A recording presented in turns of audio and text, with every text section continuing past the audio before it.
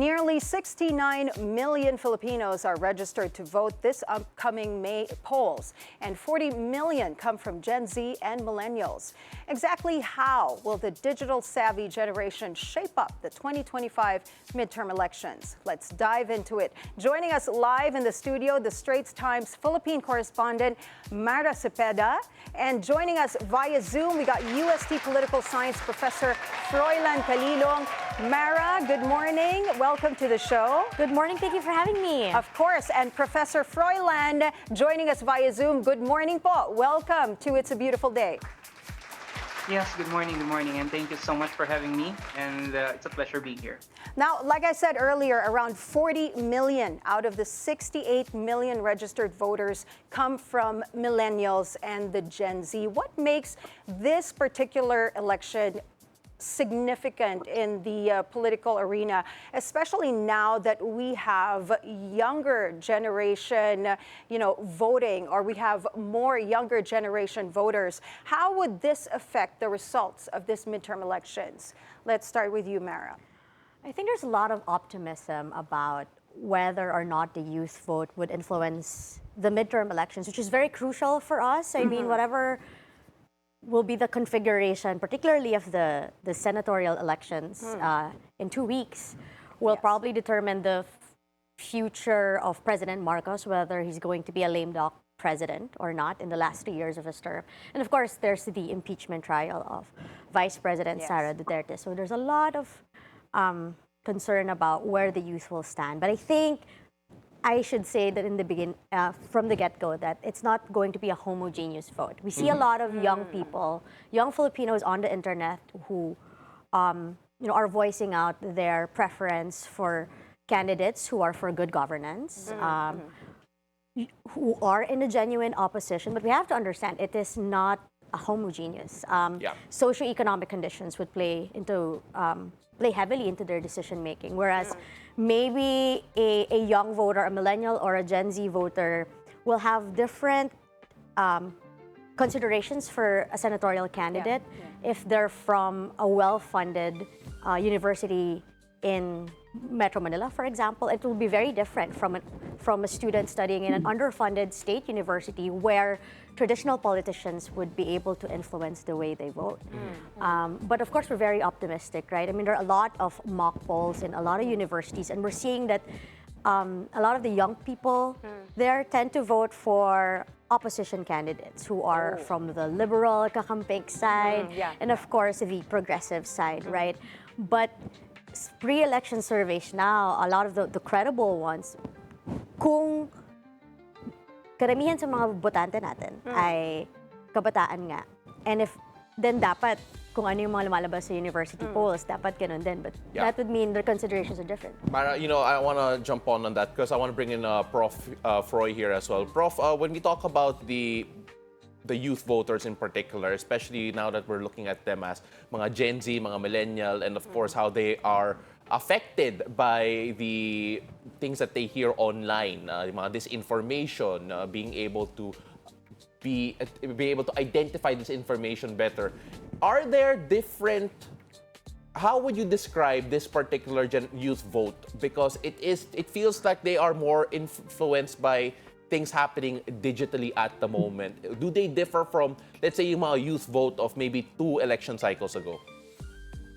Yes, definitely. I totally agree with that. The mere fact that we have a generational shift, not just a demographic shift, but a generational shift in terms of our voting populace right now, as we know it, majority of them are actually coming from the Gen Z and the Millennials. So definitely, these are more tech-savvy people. They're more into digitalization, and so they normally get their content, practically their source of information from social media and from the digital mechanisms. And so this is the reality that many of our politicians and those candidates that also are vying for the positions right now in the government should also try to touch base with this reality. And so what we're seeing right now are contents that are basically snackable, bite-sized contents, reels. We're looking at TikTok primarily, and so this is something that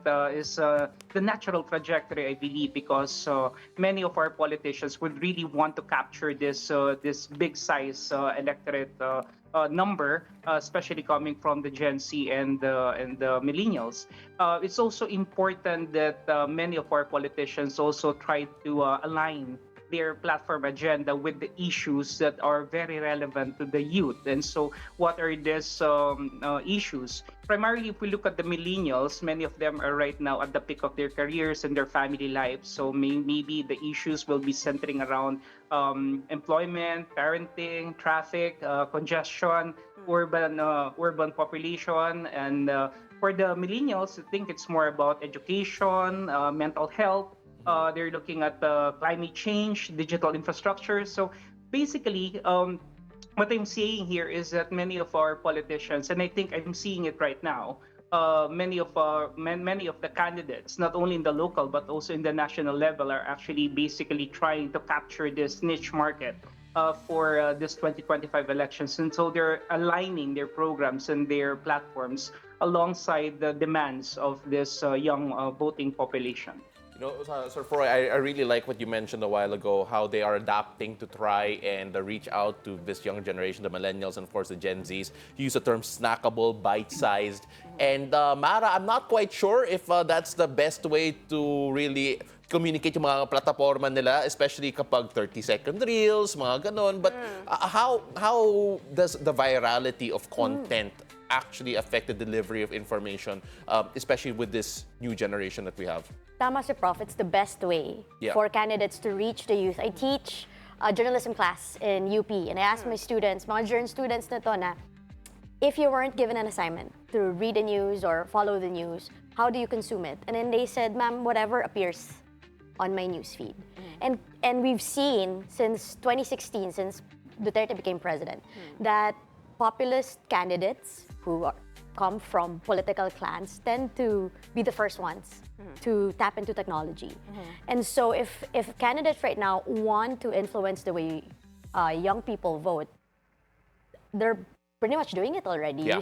Ang dami nilang pagpapakute na style on social media, right? Yeah. We see a lot of, and it's not just in the Philippines. I mean, for example, Prabowo from Indonesia, from a very populist, medyo strongman figure, was able to brand himself as parang teddy bear grandpa, and that's how he won the Relatable, presidency. fun, yeah. And Filipino candidates are doing the same thing. When you're online and hindi ka na masyadong discerning, whatever you see on your feed, if you keep on seeing it, it's being fed to you, maniniwala ka eh. And you have to understand that a lot of these social media platforms, particularly TikTok or Instagram Reels, the algorithm is created to lure you in. Right? It's not, there's no regard as kung totoo ba yung content or not, if it's for democracy or not. Right? So if merong mga troll farm yung mga kandidato at kaya nilang mas maiangat sa algorithm yung images of a candidate na parang cool tito lang or heartthrob material, maniniwala ka eh. Tapos magaling sila, charming sila. And then they will tell you na ito yung bill na gusto ko that, say, if I'm anak ako ng tricycle driver at gusto ko ng mas mataas na wage, halimbawa, kung yun nasasabihin ng kandidato on TikTok in 30 seconds at maaabot sa akin, wala na, talo na yung mga kandidato na maganda yung reform, pero hindi ako naabot. Well, with that being said, right, with all the reels and whatnot that they're posting online, and you said it may or may not be true, but for those who want to make an educated vote, how do they spot those misinformations and make a educated choice when they come to vote? Then you really have to do your research. There's no way around it. Whatever you see online, you always have to take it with a grain of salt. If this candidate says it, you really have to, go to another tab on your phone and check. Is this bill something that he really champions? Pag sinabi niya na 300 bills yung naipasa niya nung siya ay senador, totoo ba yun? Right? Or dinagdag niya lang yung pangalan niya.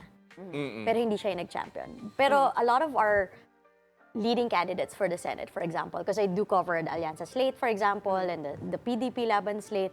A lot of those in the top, in the winning circle, would say that, na, I authored this, I championed this law, but really, it's really some of their colleagues who are from the opposition who led the investigation or who really did the lobbying, tapos dinagdag na lang. The problem is, people don't see But this on nobody's TikTok. checking. Exactly, Yeah. right? There's so much more detail that doesn't go through social Right. media. Yeah, how do you think, or how vulnerable do you think the young voters are to online manipulation? You know, seeing all these things and having to research talaga to discern whether these are fake or misinformation, disinformation. That's How do you actually- think how vulnerable are they? Let's have Prof. Froy answer that. Yes, actually. yes, Prof, Prof. could you Froy. answer that for us?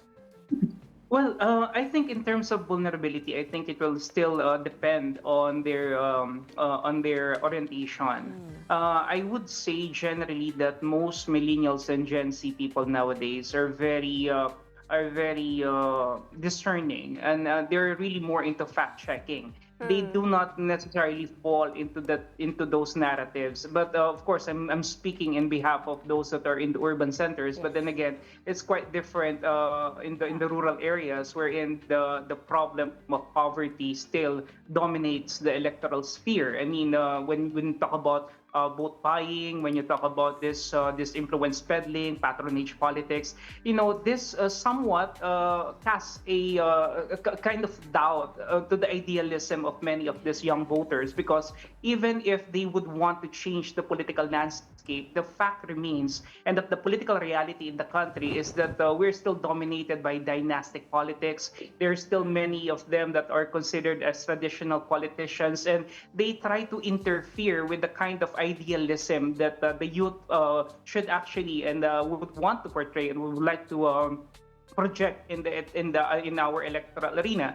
But then again, this is something that we should, and I think we need to really work on. I think the COMELEC should actually be all hands on deck on with regards to these issues and to this problem, so that at least the idealism of the youth, of the young voters, will not be impeded by the political realities that are actually existing. But in response to the question, yes, I believe that they are basically not easily swayed by things, especially those narratives that they see in mainstream media. I think many of them would want to prefer to get their bits of information from influencers, from bloggers, and the like. So we're seeing right now a bit of a divergence from the traditional source of information, as we have mentioned a while ago.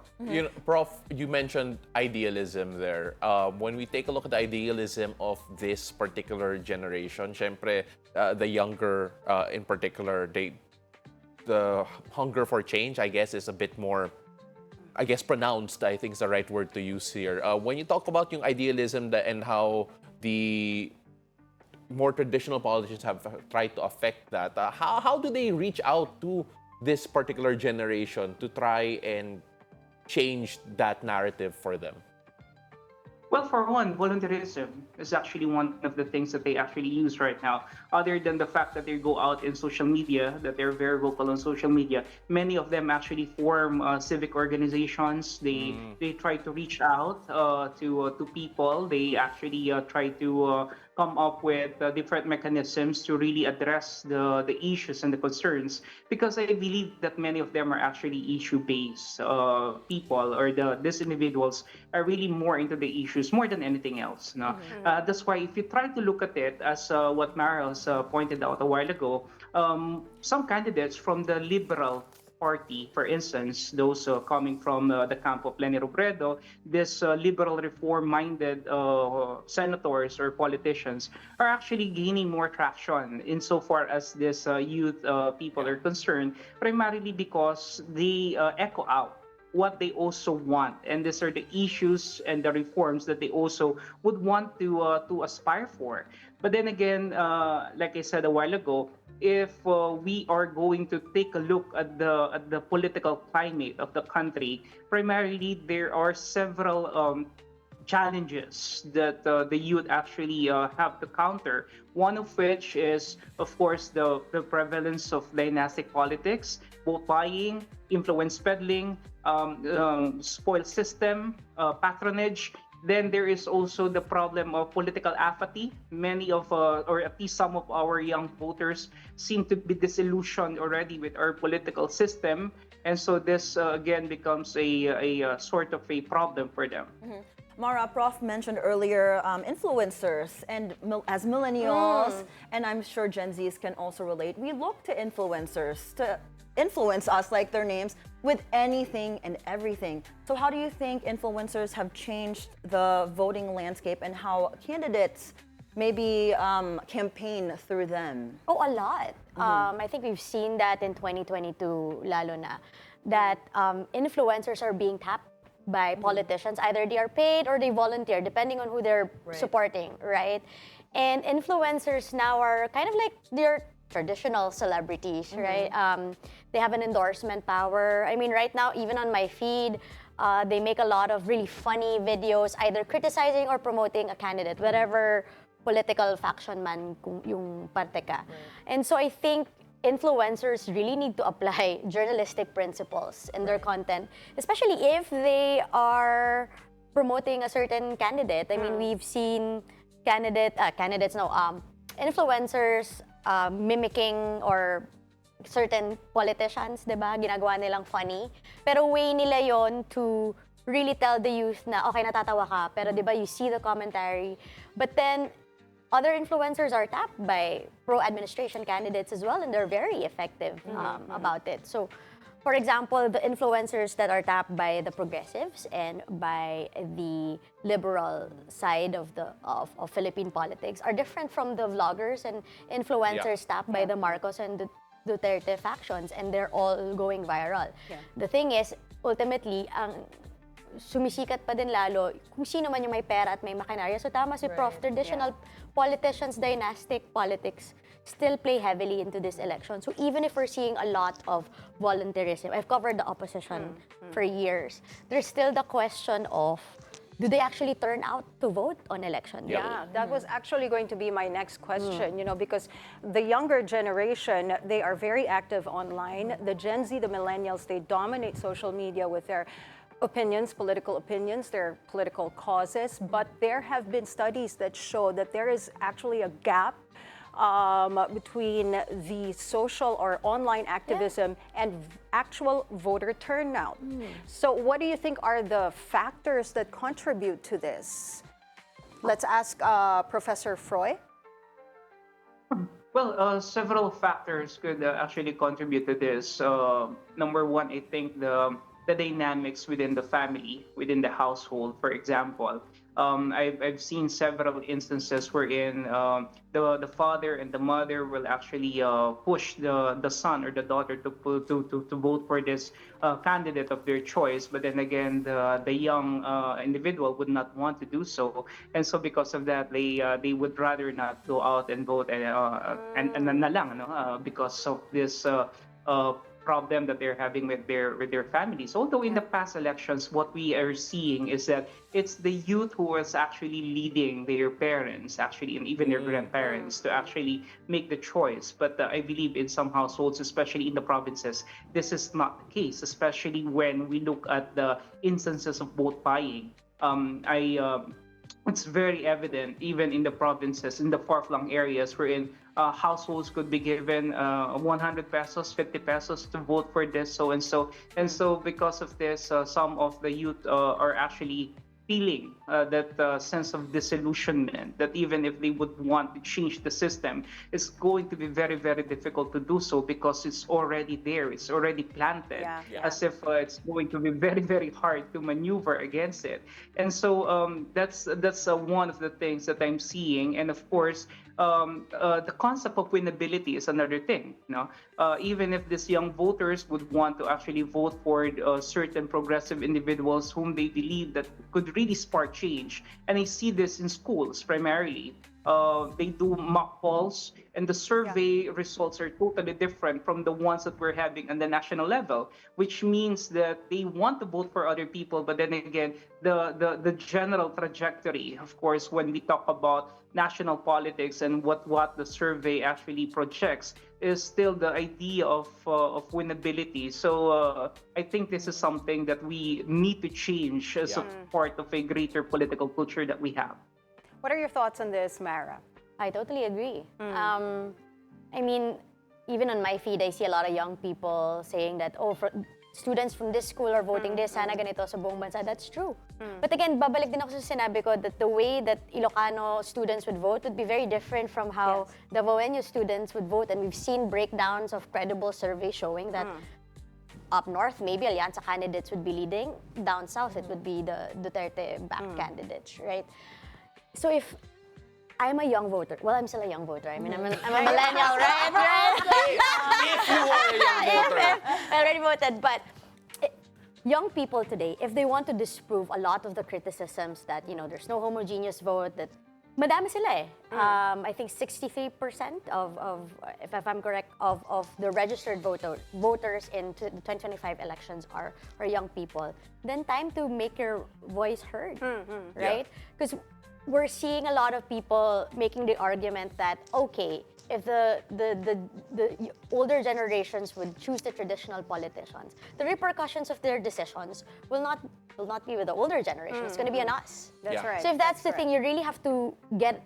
I always tell young people when I meet them, stop being armchair warriors. It's important that you make your voice heard on social media. But there's an echo chamber. I think what 2022 taught us, if kung puro pink yung news feeds mo, for the rest of the country, apparently it wasn't. It was red and green. Right?